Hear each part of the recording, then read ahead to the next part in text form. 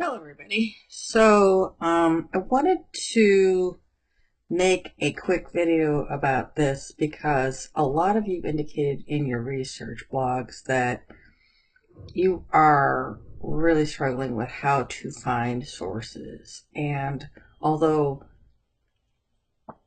the librarians are the best resource for that, I know sometimes it takes a little time to get an appointment or reach someone via email or get into the library.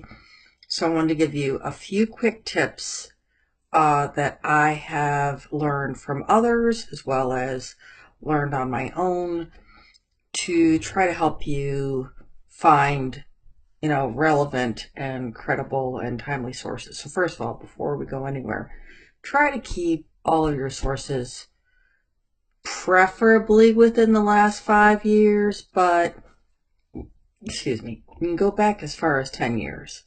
Unless you're taking an historical approach and you're trying to show a long-term trend, then you can go back further, but you need to explain that in your proposal. So let's get on to the internet. So let's say right now I'm gearing up, for my dissertation. And let's say I want to find information about motivations for spreading disinformation. So the thing about it is that, we know from experience, that sometimes,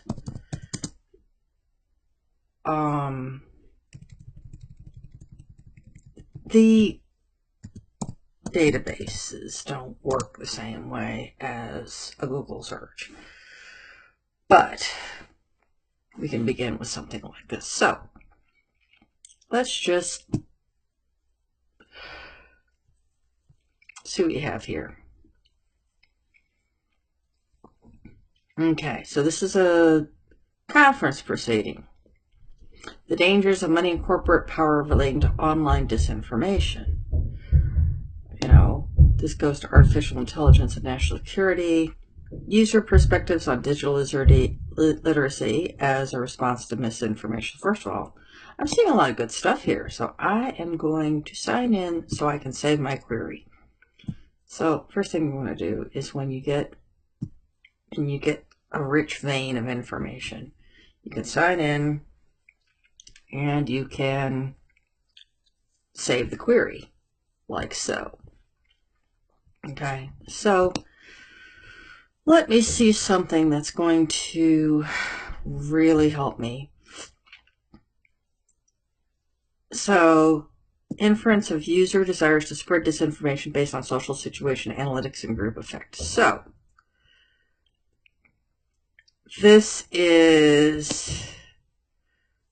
that's a possibility. It's us against them up there. Spreading online disinformation is populist collective action. This sounds like, first of all, it's really recent. And secondly, this sounds like it might really be related to what I'm looking for. So, if I go to this link,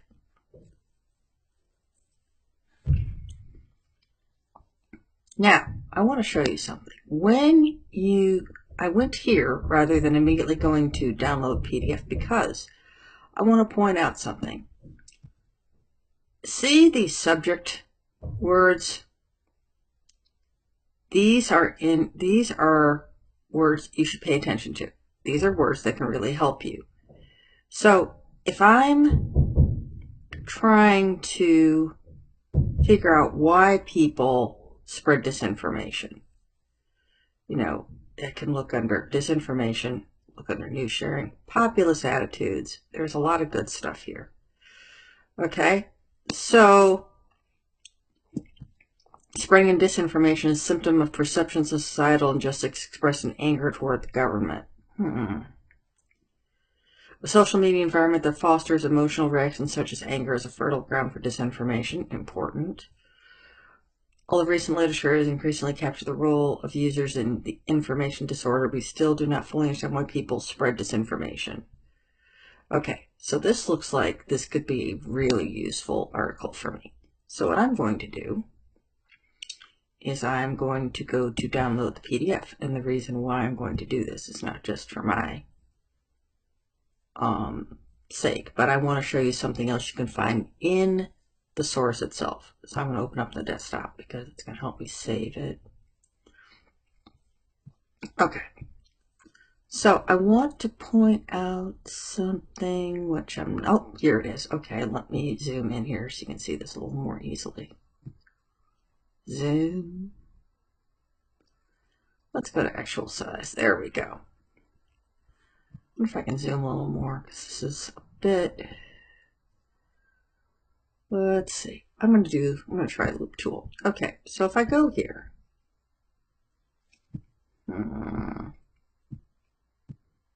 Yeah, it's not doing what I want to do. Okay. So if I just maybe pinch the screen, there we go. Keywords, okay, it has the same words here, but sometimes the keywords listed in the source are different than the ones listed when you first pull up the source. So, what is the structural equation model? I'm going to say that for another time. So let's say I look under disinformation plus news sharing. Okay, so first thing I'm going to do is, before I forget, I'm going to save this.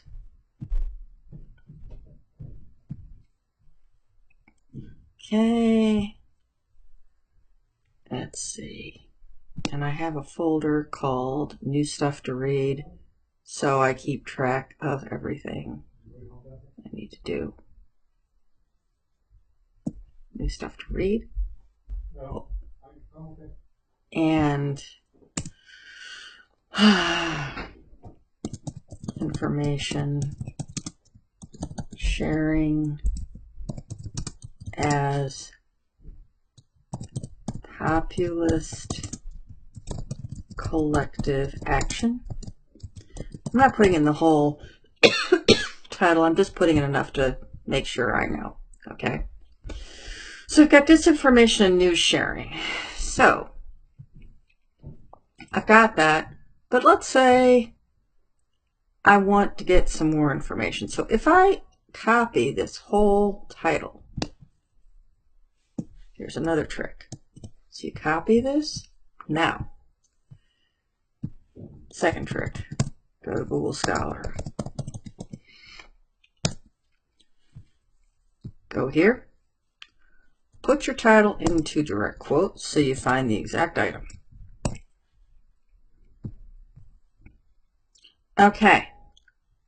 Now, this is your exact item. So what you want to do is, right now it's so new, nobody else has cited this. Okay. So let's say we change this up a little bit. I can't show you what I wanted to do. Desk line information. Let's just try this. Spreading online disinformation. And then plus news sharing. So, I only want things that are really recent. Excuse me. So, that goes since 2019. This is a lot, about 17,200 results. Sort by relevance. Okay, it's still got a lot. Overview of online fake news. Well, let's make this a little bit smaller. Let's go motivation. Okay, well, we still have a lot. Okay, so this is from 2020. Misinformation, susceptibility, spread, and interventions to immunize the public. Now, this person, Sander van der Linden, he's done a lot of research about this. I know about this because of my research. He keeps coming up. He's a social psychologist. So I'm going to go to, you can go to related articles is one. Okay. You can go to cited by. Now this is a lot to go through. Combining interventions to reduce the spread of viral disinformation. Here's another way to do it. No one is immune to misinformation, investigation, misinformation sharing by subscribers to a fact-checking newsletter. Okay. So systematic literature review on the spread of health-related misinformation on social media, online misinformation, vaccine hesitancy. It goes on and on and on. But what I'm going to do now is I am going to grab, if we go to this one, it's from the NIH, cited by 63. Again, you can keep narrowing down until you find more sources. This is a strategy you can use. Okay, cited by can also give you perils of peddling science by social media and the lay press. So you can go cited by 3. You can go to the ones that have cited it. You can go backwards. You can copy all of these links and look at them another time. This is another way to get more information. Okay? So these are a couple of strategies that I use to try to find more information about a topic. Another thing I can do, almost forgot, if I go, now the nice thing about things that are .gov, there's no paywall. So that's a really helpful thing. So if I go here, and again, I can look at my keywords, right? And I can, there's a lot of good stuff here. Nice visuals. Okay. So I scroll past the article, and it's not that I'm not going to write the article, because I will. But here's a nice thing. You can do something that's called rating the bibliography. Rating the bibliography is when you look at the sources of your source and see if there's anything recent and relevant enough for you to go check out. Okay? So if you come across a paywall, if you're looking on just the open web, you can take the bibliographic information and you can put it into the library and you can find it. So, for example, if I wanted to look at, let's see, what would be, there's a lot of good stuff here. There's a lot of good information here. I could go down some serious rabbit holes.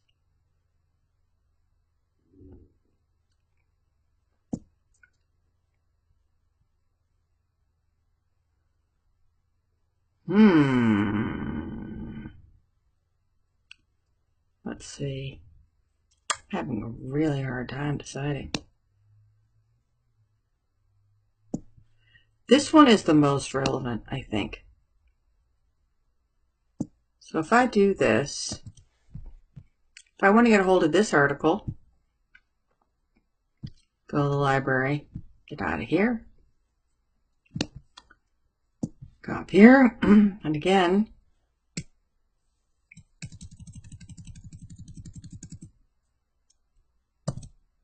oops, wrong button. Okay. Now sometimes this works and sometimes it doesn't. But in this case it does. So now, again, we don't pay for information except maybe for photocopying or printing. We don't pay for information. We don't pay for journal articles, okay? And then I can download the PDF.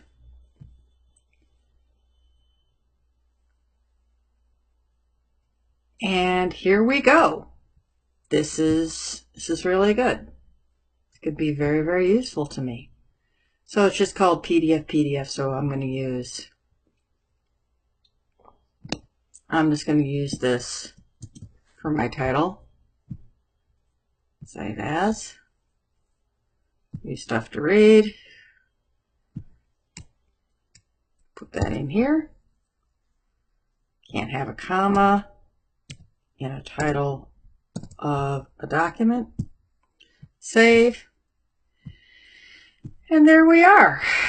So those are some very quick tips I can give you to try to help you find sources a bit more quickly, without going to the library. Now, I encourage you to go to the library. I encourage you to definitely, I'm going to put this in my folder for dissertation research. There we go.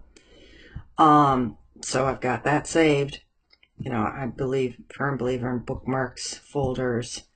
Try to organize your stuff. Even if you go down a rabbit hole, you can still save it for later. So the important thing is I want you to think about, all these different ways of trying to find sources when you're feeling stuck. I tend to go broad and then I tend to get narrower. So I hope that helps you out. And I'm not going to be around, much this week, as I said.